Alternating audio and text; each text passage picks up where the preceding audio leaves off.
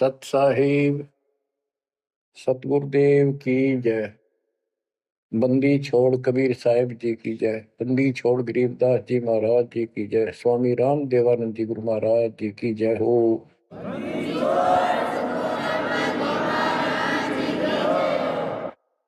सर्व संतों की जय, सर्व भक्तों की जय, धर्मी पुरुषों की जय। श्री काशी धाम की जय, श्री सुडानी धाम की जय, श्री क्रोथा धाम की जय, श्री बरवाड़ा धाम की जय। सत साहिब जय जय सतगुरु मेरे की जय जय सतगुरु मेरे की। सदा साहेबी सुख से बसियो अमरपुरी के डेरे की।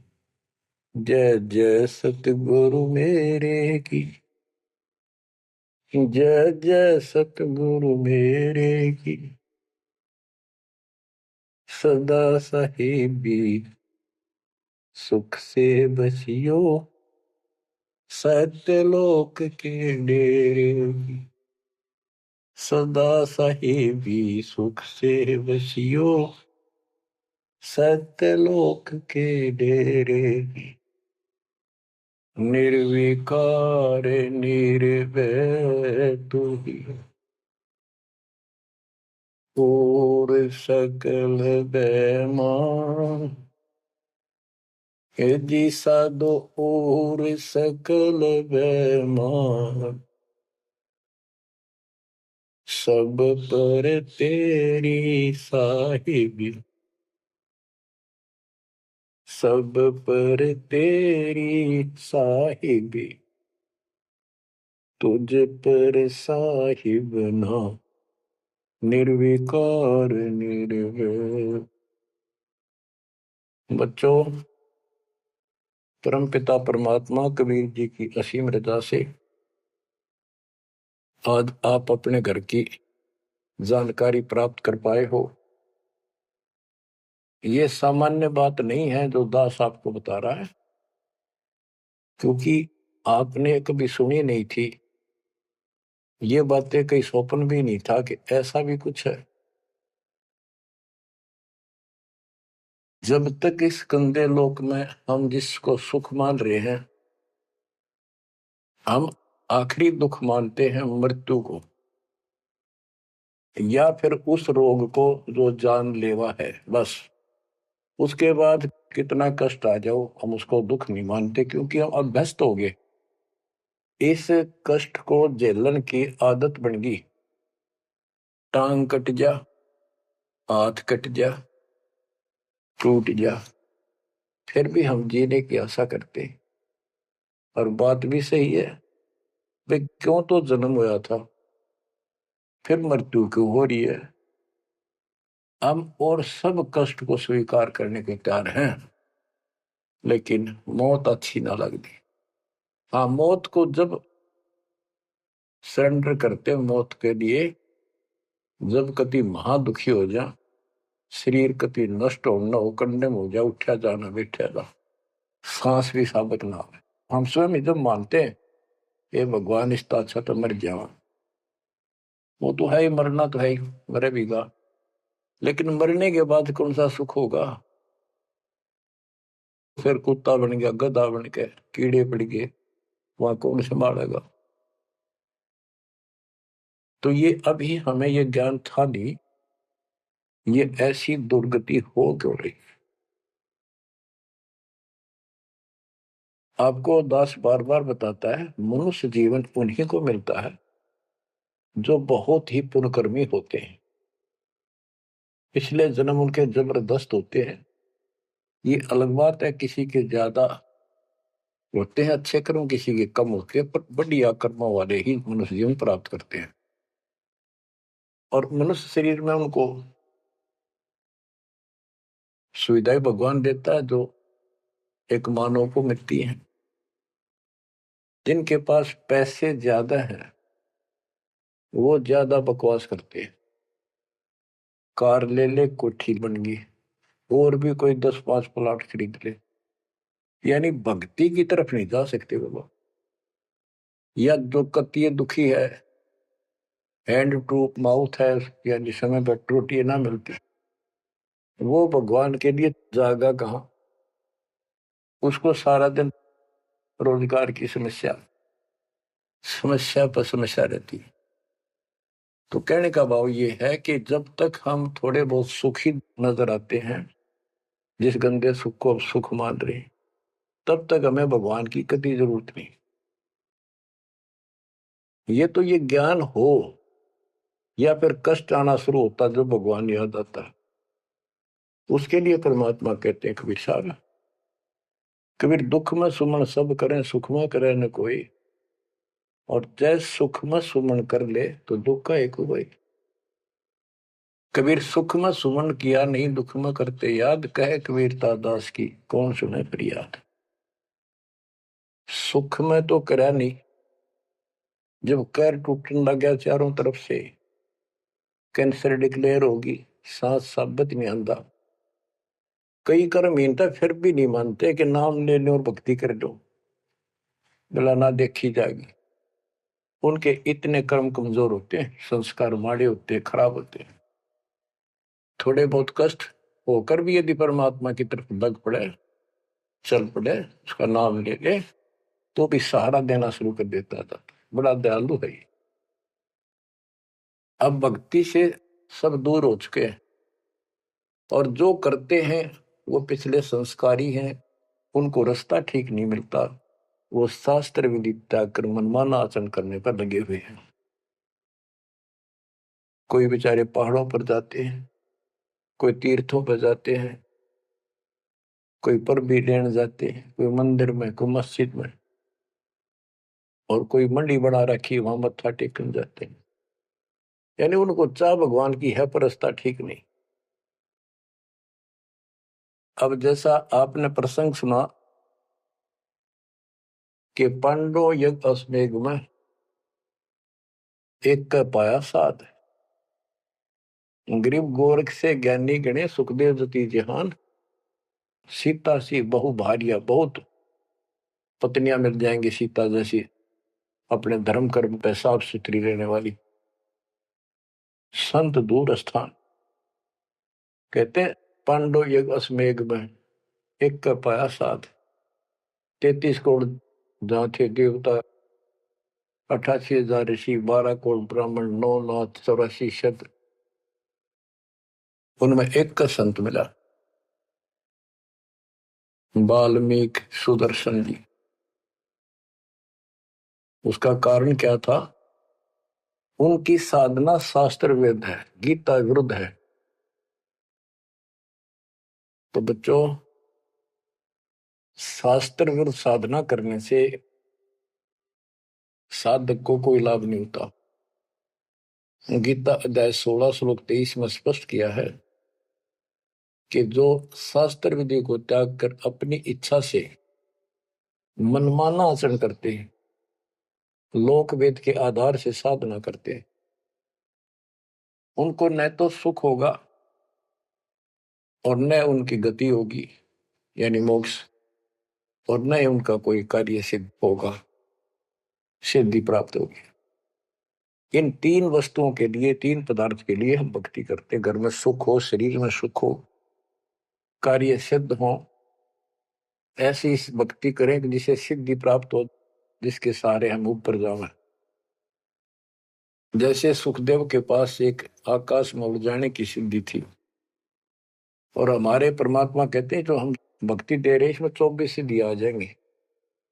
इन 24 की 24 को भी कहीं यूज नहीं करना, उसका प्रयोग नहीं करना। ये उनमें एक सिद्धि आकाश से उड़ जाने की भी होगी। एक सिद्धि आकाश से उड़ जाई, एक सिद्धि जल पैर न लाई, एक सिद्धि कुछ खावे न पीवे, एक सिद्धि जो बहुत जीवे। ये कई कई दिन नहीं खाते पीते तो वो एक सिद्धि होती है। गरीबदास जी कहते 24 को ना मन चावे, सो हंसा सतलोक सदावे। तो कहने का भाव ये है कि ये सब शास्त्र विरुद्ध साधना करने वाले हैं, और अमीन ने जबरदस्त महात्मा मानना थे। ये ऊपर का दिखावा ऐसा गजब का करते हैं, सामान्य व्यक्ति को क्या पता। आपको भी पता नहीं था इस ज्ञान के सुनने से पहले, ये साधु हमने भगवान दिखाई देते और माथा टेका थे, इन्हें प्रणाम किया करते, इनको खूब दान भी देते थे। ये पता चला ये तो जड़े डोहा थे। गरीब डिम्ब करे डूंगर चढ़े, अंतर जीनी जूल, जग जाने ये बंदगी करे, ये वो वसूल वजूल। ऊंचे से स्थान पर बैठते हैं ताकि दूर तो दिखे कि महात्मा तपस्या कर रहे हैं, या पहाड़ों पर चले जाते हैं क्यों लोग भी भटक रहे हैं भगवान के लिए। साधु मिल जाए, कोई आशीर्वाद दे दे, घर में बरकत हो जाए, नो हो जाए, नो हो जाए, तो आशीर्वाद लेने जाया करते। और वो जंगलों में साधुओं ने ढूंढा करते, तो वो छोटा मोटा आशीर्वाद दे भी देंगे, थोड़ी बहुत राहत मिल भी गई तो मोक्ष तैनो का नो रह गया। गरीब डंब करे डूंगर चढ़े, अंतर जीवनी झूल, जग जाने बंदगी करे, भक्ति करे, ये वो असूल वो। बच्चों, आपको बताया है जो दास एक भी शब्द बोलता है ये अपनी तरफ से नहीं, ये गॉड गिवन है। और परमात्मा ने किसको दिया? अपनी प्यारी आत्मा संत गरीबदास जी को दिया। उनके द्वारा अमर ज्ञान लिखवाया गया है, वो आपको सुना रहा है दास।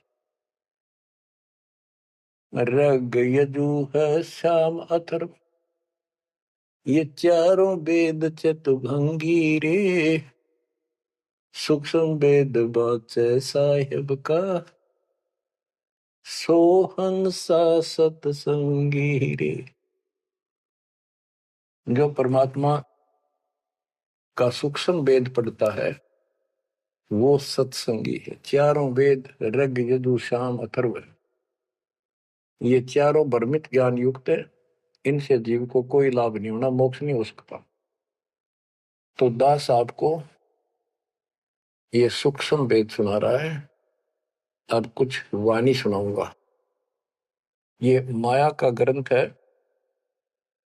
एक बाल्मीकि नीचे कुल साधु, जिन संख पंचायन पूरे न दू।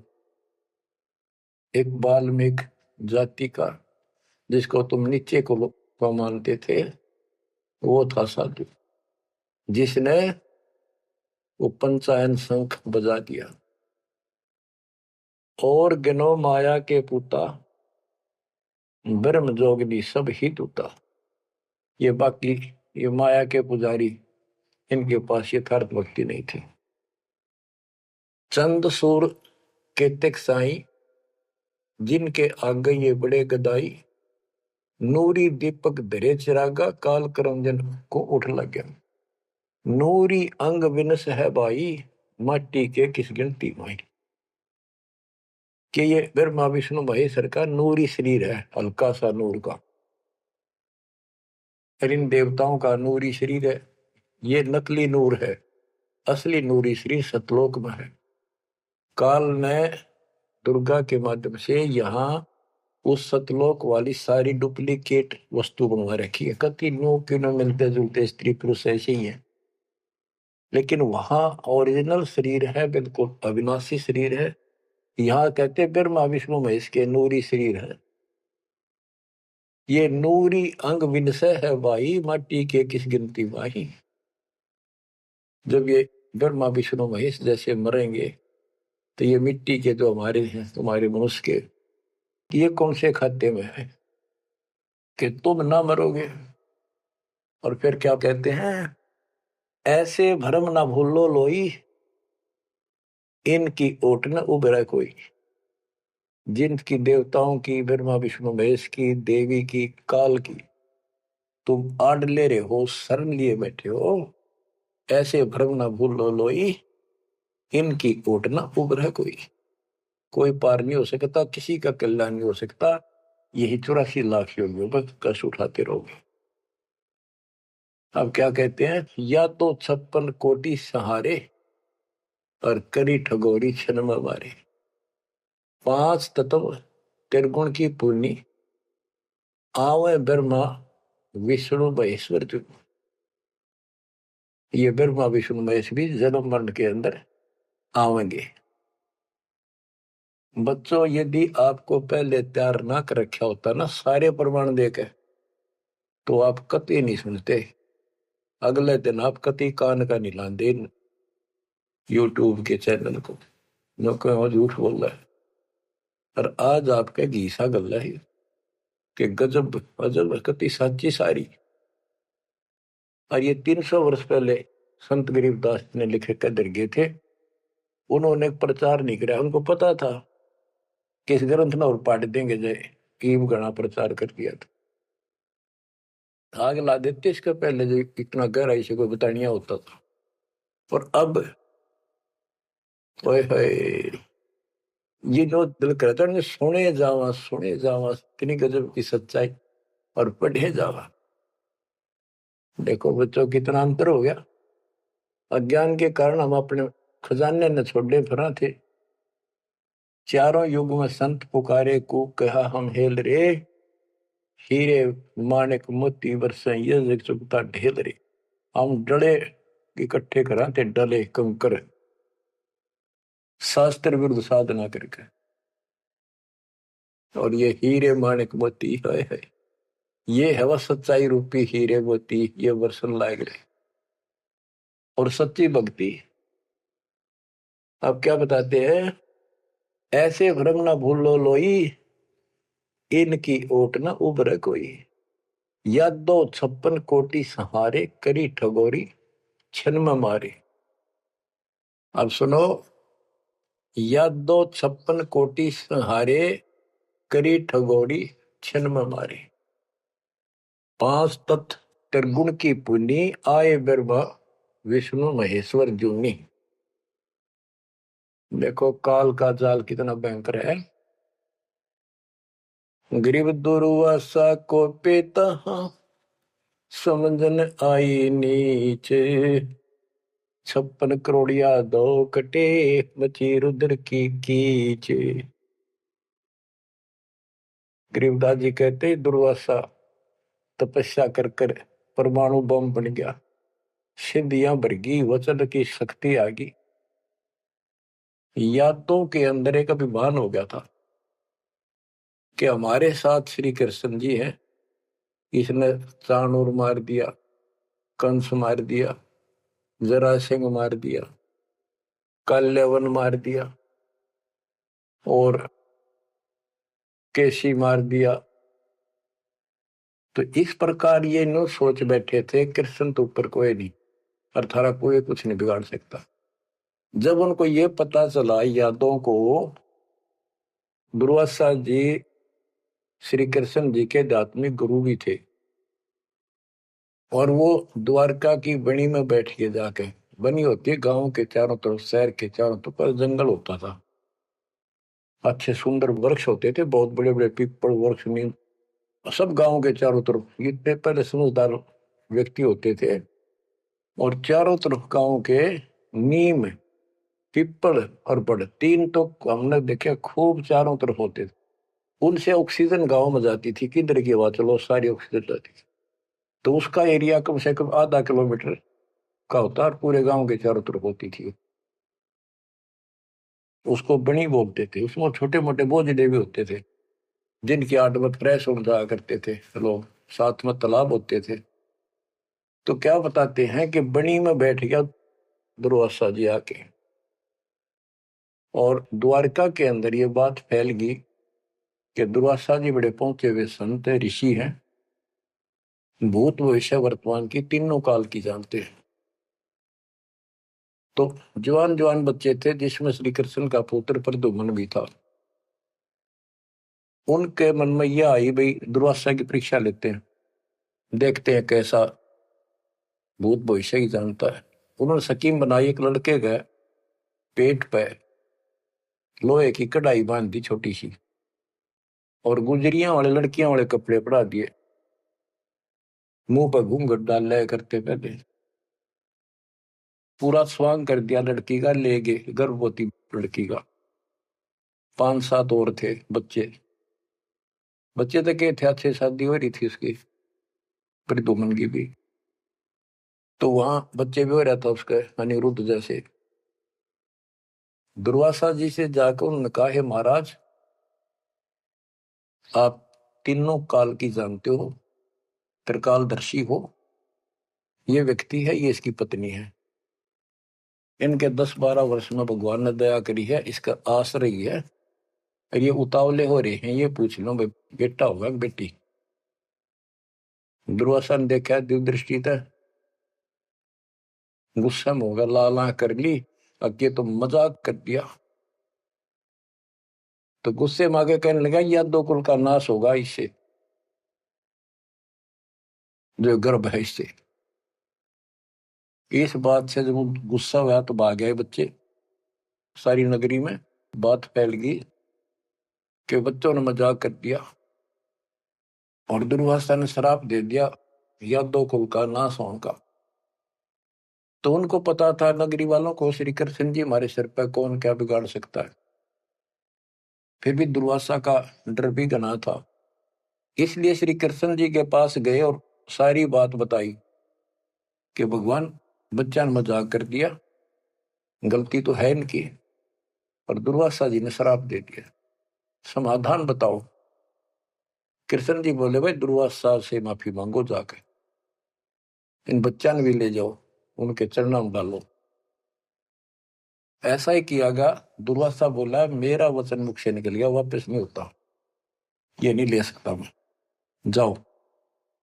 वो आगे, अब सुनते रहियो, इस एक कथा से कितनी बात निकलेंगी, जहां हमारा भूल ला रखी थी इन्होंने। कृष्ण जी के पास आए, बहुत ज्यादा दुख हो गया, सारी नगरी में उस दिन भोजन नहीं बना, इतने दुखी हो गए। श्री कृष्ण जी के पास फिर गए जी, उन्होंने कहा है कि अब मैं कुछ नहीं कर सकता, मेरे मुख से निकल गया सो निकल गया। श्री कृष्ण जी बोले, कैसा करो, ये जो कपड़े बांध रखे थे ना, गाबा ऊपर, कढ़ाई के ऊपर रुई राई थी, और फिर नीचे कढ़ाई थी, कढ़ाई न तो घिसा के कति चूरा कर दो उसको, इन कपड़ों को फूक के और वहां डालो प्रभास क्षेत्र में, दूर यमुना के किनारे। तो उन्होंने सब ने जाकर वो कपड़े, उस लड़की का रूप बना था, वो फूक फाक दिए, दरिया में बहा दिए, और वो कढ़ाई के सान ला के नंबर ला दिए उनके। सारा दिन लगे रहे, पत्थर पे घिसाएंगे, वो चूरा वहीं पडारा किनारे बजाता रहा। एक कड़ा किसी को दे दिया, भैया तेरी ड्यूटी कई दिन में घिसा, कड़े जो पकड़न के होते हैं ना कढ़ाई के, वो और तो घिसा दिया। वो एक कड़ा उस आलसी पर घिसा को नहीं, थोड़ा बहुत घिसा, वो बहुत सारा रह गया, उसने नौका ने फेंक दिया। तो सबको ये हो गया, बस समाधान बता दिया श्री कृष्ण जी ने, अब कुछ होने का नहीं, सब निश्चिंत हो गया। कुछ वर्षों के बाद आपस में जरा जरा सी बातों पर, आपस में यादों का, आपस में लड़ाई होने लगी। कोई जरा सी कहते लट्ठम लट्ठा मार दे एक दूसरे ने, हाहाकार मच गया नगरी में, अकाल मौत होने लगी, पशुधन नष्ट होने लगे। तो नगरी के व्यक्ति फिर गए श्री कृष्ण जी के पास कि हे भगवान, ऐसा कौन सा पाप उगड़ गया इस नगरी का, किसी ने किसी की बातें नहीं सुहाती, जरा सा बोलते हैं लट्ठम लट्ठा हो जाए, मार डाले, अकाल मृत्यु होने लग रही है। कुछ दया करो, रक्षा करो, कारण बताओ, कुछ समाधान बताओ, हमको धर्म पुण्य कहो, वो कर देंगे। श्री कृष्ण जी बोला, भाई जो दुर्वासा ने श्राप दिया है ना, अब वो फल गया, उसके कारण ये सब कष्ट आ रहे। तो नगरी के लोग बोले, जी कोई समाधान बताओ, आप तो मालिक हो, सारी सृष्टि के रचने वाले हो, आप तो सब कुछ कर सकते हो। कृष्ण जी बोले, ऐसा करो, सारे नर यादव, छोटे छोटे बच्चे, नवजात लड़का भी हो ना, नर, ओनली मेल, सबको ले जाओ प्रभास क्षेत्र में, यमुना में स्नान करो, स्नान करने से तुम्हारा ये दुर्वासा वाला श्राप खत्म हो जाएगा। तो सब ने वह बात माननी थी, क्योंकि गुरु थे वो और भगवान मान रखे थे। सब नवजात शिशु उस दिन भी जन्म हुआ था उस लड़के को भी ले गए और वहां जाके स्नान करने लग गए। नगरी में कवा सुनी सबकी हो रही थी, आंख बड़ा थी एक दूसरे की। और जो कढ़ाई का चूर्ण, लोहे का चूर्ण बना कर डाला था, उसके एक घास उग गया तीखे पत्तियों वाला, जैसे डाब होती है कुछ कुसकुसा जैसा, लंबा लंबा पठेरा सा सर जैसे, और इतने तीखे जैसे हम कई बार खेतों में ईख होता ना, ईख के पत्ते बहुत तीखे होते हैं। जरा सी सावधानी ना बरते तो हाथ में काट देते, वो उंगली में पूरा निशान बना देते थे। और वो तो फिर दुर्वासा के श्राप के थे। वहां पर उस सरकंडन पाड़े सर ने और एक दूसरे को मारो, वो तलवार का काम करे, गर्दन कटके नारी पड़ जाए। वो 56 करोड़ यादव आपस में कटके मर गए, थोड़े बहुत बचे। फिर कृष्ण जी को पता चला जी सारे कटके मर गए, आप तो को तो शराब खत्म हो जाएगा, ये सारा कुल नष्ट हो गया। वहां तो विष्णु पुराण में लिखा है, श्री कृष्ण जी गए और उन मूसल पाड़ के हुए, उसने भी रहे खे यादव खुद मार दिए, काट दिए सबको, अकेला बच गया। और फिर जाके एक पेड़ के नीचे बैठ गया। अब वो श्री कृष्ण ने नहीं मारे, उसमें काल बढ़ के मारे। जिसकी पूजा करें, जिसका पुत्र था, उससे का नाश कर दिया। फिर क्या बताते हैं, जो बाली मारा था श्री रामचंद्र जी ने एक वृक्ष की ओट लेकर, बाली को मार के सुग्रीव को राज दिया। सुग्रीव ने फिर रामचंद्र जी की हेल्प करी लंका पर युद्ध करने के लिए। वो बाली उसने मारा था धोखा करके, आमने सामने श्री रामचंद्र जी लड़ नहीं सका, उसमें इतनी ताकत थी, 50% पावर खींच लेता था बाली। इसलिए वृक्ष की ओट लेकर सुग्रीव ने बता दिया उसके भाई ने, वृक्ष की ओट लेकर मार सकते हो, वैसे नहीं सामने ना आना। वृक्ष की ओट लेकर थोड़ा सा मुंह काटा, तीर ठोक दे। जब 7-8 तीर मारे, जब वो मरा था। फिर बाली ने कहा था जी आपने बहुत बड़ी गलती कर दी, आपका मेरा के रोला था, हमारा भाई भाइयों का झगड़ा था, और फिर लड़ना था, सूरवीर थे, आमने सामने आते, आपको पाप लगा, आपने बदला देना होगा। तो रामचंद्र जी ने बताते हैं, कहा कि मैं तेरा बदला दूंगा। श्री कृष्ण रूप में श्री राम जन्मे और वो ये बाली एक बालिया नाम का शिकारी बना। अब क्या था, वो जो एक कड़ा बच्चा था, पूरा घिसा नहीं, वो एक मछली ने खा लिया, कोई खाद्य पदार्थ समझ के, वस्तु समझ के, और वह मछली पकड़ ली उसने, उस शिकारी ने, बालिए ने। उसने जब वह काटी मछली तो उसमें तो चमकीली धातु निकली। वो ले गया सुनार के पास, उसने सोची कोई चांदी दिखा है। सुनार बोला है लोहा बहुत गजब का है, चांदी नहीं है। लोहार के पास ले गया, लोहार से कहा कि इसका यू तीर बना दे मेरा, जहर में बुझा के, तो इसको विशेष रखूंगा, अलग से कोई भयंकर जानवर आ गया, शेर शार, तो उसको मार दूंगा अपने जीवन रक्षा के लिए। तो उसने वो तीर बनवा लिया उस कड़े का, जहर में बुझवा कर, पॉइजन युक्त करवा लिया। वो बालिया नाम का शिकारी सारे दिन से भटक रहा था, उसको शिकार नहीं मिला। और श्री कृष्ण जी वृक्ष के नीचे लेटे हुए थे और उसने अपने एक घुटने पर दूसरा पैर रखा था, तलवार सामने दिखाई देता, उसमें पद्म था और पद्म चमक रहा था, खूब उसकी रोशनी होती है पद्म की, जैसे 100 वाट का बल्ब हो। अब शिकारी ने देखा उस दुर्मट टहनी नीचे तक टिकी हुई थी वृक्ष की, अच्छी खासी वह बढ़िया सी छाया थी, आराम से वो लेटा हुआ था गर्मी से बचाव के लिए। तो उसने दूर से देखा कि ये मृग बैठा है, हिरण की आंख चमका है, इधर से जाऊंगा तो ये भाग जाएगा, सारा दिन का कोई शिकार मिला नहीं है, खाली जाऊंगा तो फिर खाऊंगा क्या। उसने वहीं से वो विषाक्त तीर मार दिया, पॉइजन युक्त, जहर से बुझा हुआ तीर चला दिया, तो पैर में लग गया आके सीधा उस निशाने पे, पदम के पास। कृष्ण जी पीड़ा के कारण कर रहे, मर गया रे, मार दिया रे, किसने मार दिया।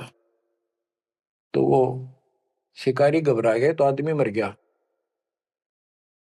जल्दी जल्दी चलकर देखा तो ये तो कृष्ण जी है, द्वारकाधीश, सिर पर मुकुट है। तो उसने हाथ जोड़ कर माफी मांगी, हे राजन, मेरे से धोखा हो गया, और मैंने सोचा कि आपके पैर में कोई चमकीला वस्तु लगी है, पदार्थ। मैंने सोचा ये मर्ग की आंख से, और यूं तो जहर से बुझा हुआ तीर था। मालिक, बच्चों को भी माफ कर दो। श्री कृष्ण बोले, भाई कोई बात नहीं, यूं तेरा मैंने बदला दे दिया, तेरा दोष नहीं है, ये होना ऐसे ही था, पूर्व निर्धारित था। तो बालिया बोला, हे भगवान, आप राजा और मैं एक निर्धन व्यक्ति, जंगल में भटकने वाला, आपका और मेरा के हिसाब किताब, क्या बदला हो सकता है। तब श्री कृष्ण जी कहते, भाई तू बाली था, बड़ा बलवान था, सुग्रीव का भाई था, और मैं रामचंद्र रूप में अपनी पत्नी की खोज में भटक रहा था, और तेने अपने भाई को दुखी कर रखा था। उसने मेरे से वायदा किया, सुग्रीव ने, तेरी मदद कर दूंगा, मेरे भाई तो मेरा राज दिला दे। तने सीधे हाथों दिया नहीं तो युद्ध करना पड़ा, वृक्ष की ओट लेकर मैंने तू मारा, वैसे नहीं मार सकता था, वो मेरे से गलती बनी थी, धोखे से मारा तेरे, आज तूने भी मुझे धोखे से मार दिया, मैंने अपना बदला दे दिया, अब तू जा, और हो सके तो पांडवों को बता दे जाके, मेरे रिश्तेदारों को, कि ऐसे ऐसे हो गया, सारा यादव को लड़का मर गया, श्री कृष्ण भी अंतिम सांस गिराए। इतने में कुदरती, सारा खेल काल का, वो कुदरती आगे पांचों पांडव कुशल मंगल पूछने के लिए रिश्तेदारों में आ जाते रहते हैं। पता चला नगरी सारी कटका मरी पड़ी है, इधर उधर खोजा, उस बालिए ने बता दिया, उस पार दिन शिकारी ने बता दिया, आप किसने खोज रहे हो, कौन हो। वो बोले, हम पांडव हैं, श्री कृष्ण के हम रिश्तेदार हैं, और ये तो नाश हो गया, श्री कृष्ण जी भी ना पाया। उसने बता दिया, ऐसे उस वृक्ष के नीचे पड़ा है, वो अपनी ना बताई गलती के, देख उठ दे, नौका कहो तो खिस गया, वो वहां आ गए। तो श्री कृष्ण जी से उन्होंने पूछा, जी क्या कारण हो गया। तब वही ऐसे ऐसे बच्चा ने मजाक कर दिया था, दुर्वासा ने श्राप दे दिया, या तो होनहार थी और होनी थी। अब सुन ले, तुम मेरे खास रिश्तेदार और भगत हो भगवान के, मेरा आपसे बड़ा अच्छा लगाव रहा है, ये मेरी अंत समय की बात सुन लो। तुम इस राज को अपने बच्चे को दे दो, परीक्षित को, और तुम हिमालय में जाकर तप करके शरीर में समाप्त कर दो। तुम्हारे ऊपर महाभारत में किए हुए वो पाप कर्म लगे हुए हैं, तप करने से वो कम हो जाएंगे। अब अर्जुन पे उस समय रुका नहीं गया, क्योंकि गीता बोलते समय उसने कहा था कि तुम्हें कोई पाप नहीं लगेंगे, ये तो मैंने मार रखे, तेरे दोनों हाथों में लाडू अर्जुन, युद्ध में मर गया स्वर्ग जाएगा, जीत गया तो राज करोगे। उस समय अर्जुन बोला, भगवान आप बशत ऐसी परिस्थिति में हो, अब ये बात मैंने बोलनी नहीं चाहिए, लेकिन ये परिस्थिति पहले भी आई थी, जब आपने मेरे भाई युधिष्ठिर को दुखी होते को देख के, हमने जो बताया था कि इसको बड़े भयंकर स्वप्न आ रहे हैं, कष्ट है, सारी रात जागता रहता है, खाता नहीं पीता नहीं, बड़ा कष्ट में है, तो आपने बताया था कि तुम्हारे ऊपर वो पाप है जो तुमने महाभारत में बंधुघात किया था, उसके कारण ये कष्ट आया है। उसका समाधान आपने बताया, अश्वमेघ यज्ञ, वो भी हमने कर दिया, अरबों रुपये लाकर। आज आप वही पाप फिर बता रहे हो। हे भगवान, जब क्या कह रहे थे, जब गीता सुनाओ थे, मैं मना करूं था युद्ध नहीं करूं, मतलब मांग कर खा लेंगे, लेकिन आपने मेरे को टिकट नहीं दिया, ऐसा भयंकर रूप दिखाया, मैं डर गया। मैंने सोच लिया था जो युद्ध ना करूंगा तो यूं मारेगा, एक बार और दिखा दिया ऐसा भयंकर शरीर, मेरा तो वैसे हार्ट अटैक हो जाएगा। इस कारण से मैंने युद्ध करना स्वीकार कर लिया। हे भगवान, आपको हो हिमालय चले जाओ, राज छोड़ जाओ, ये कोई सा भी लाडू हाथ में कोई नहीं, ना युद्ध में मरे और ना राज रहा। ऐसा धोखा आपने कराया क्यों? आप तो हमारे खास थे, रिश्तेदार थे, सारा कुछ हो। तब कृष्ण कहता, भाई मुझे नहीं पता वो क्या हुआ और क्या नहीं हुआ, और मैंने क्या कहा था, अब मुझे कोई याद नहीं है, इस स्थिति में नहीं हूं मैं।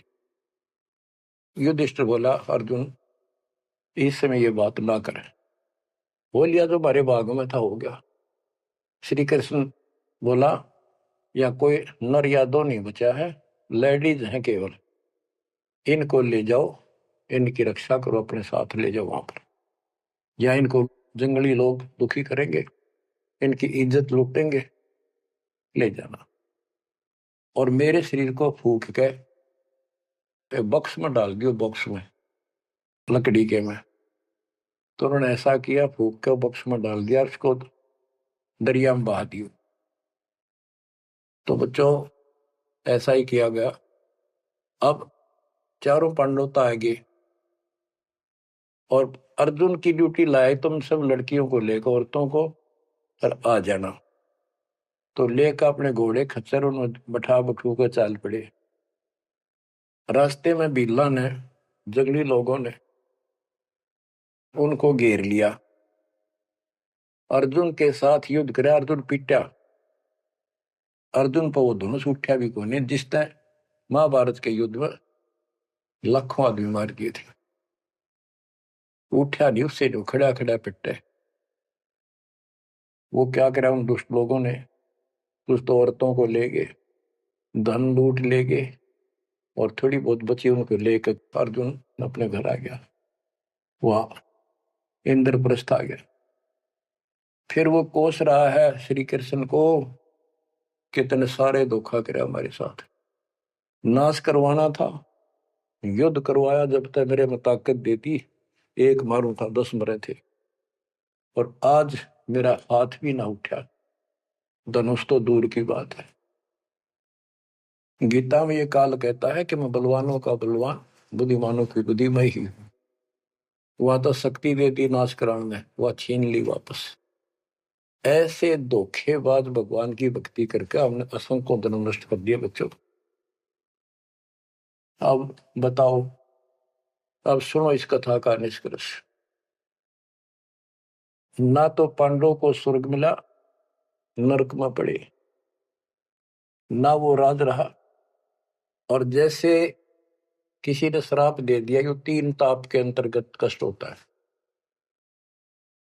वो 3 ताप का कष्ट भी श्री कृष्ण जी से समाधान नहीं हुआ।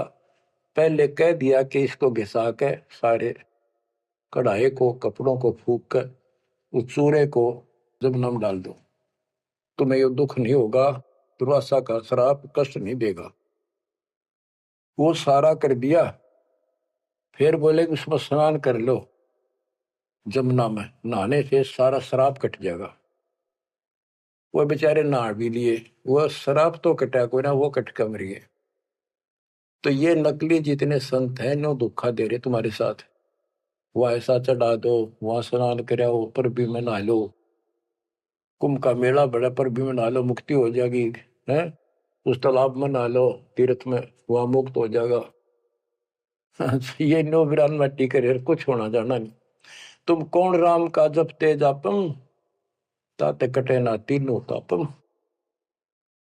अब क्या बताते हैं, ऐसे भरम न भूलो लोई, इनकी ओट न उबरे कोई, या 256 कोटि सहारे, करी ठगोरी छन मोरे, 5 तत्व त्रिगुण की पुनी, आए ब्रह्मा विष्णु महेश्वर जोनी। अष्ट सिद्धि नौ निधि मन के पोए, जा पर ब्रह्मा विष्णु महेश्वर रोए। नौ अवतार पार ना पाए, ब्रह्म जोगिनी सब डकाए। कृष्ण विष्णु कन्हवा भगवाना, ब्रह्म जोगिनी संग खिलाना। 14 लोक रसातल कूटे, कोई गुरुमुख साधु बिरले छूटे। के कोई गुरुमुख साधु पूर्ण संत का उपदेशी भक्त भगतमती केवल इनका बचाव हुआ। यम किंकर के धाम नरेशा, सर दर्शन के बंधे केसा। विष्णुपुरी लूटी विधि भारी, जा चंदा बदनी कामनी नारी। भोग विलास करें वहां प्राणी, बोर पड़े हैं चारों खानी।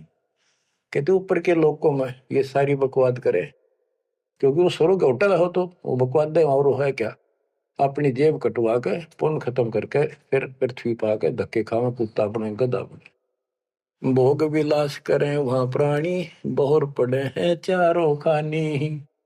शिव पर लूटे कूटे बहु भांति, ये जम किम कर तोड़ते हैं छाती। बच्चों, स्वर्ग बैकुंठ मठ सब लूटे, बिस्त बीज थे सो नहीं छूटे। ब्रह्मंड 2100 आग लगी है, या कर्तबाजी सब ठगी है।